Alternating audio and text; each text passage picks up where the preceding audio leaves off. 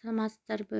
Үй жагдайында бат даяр болуучу шаурма жасайбыз. Алгач эле картошкаларыбызды арчып алып, ушунчай соломка кылып кесип алып, ушинтип сууга салып, тазалап жууп алып, салфетка менен кургатып, кызып турган майыбызга картошка пюрени бышырып алабыз. Андан соң капуста сабизибизди майда туурап, укроп, туз, бир аз суюк май куюп, жакшылап аралаштырып коебуз.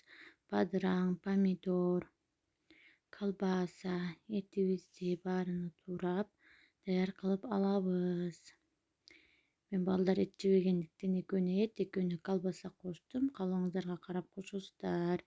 Даяр лаваш сатып алдым. Ушинтип астына кетчуп, майонез жагып, салат, эт, колбаса, картошка фри, бадыраң, помидорду салып, үстүнөн кетчуп менен майонезди кошуп, жакшылап ороп, ысытып, сковородкага ысытып алсаңыздар болот.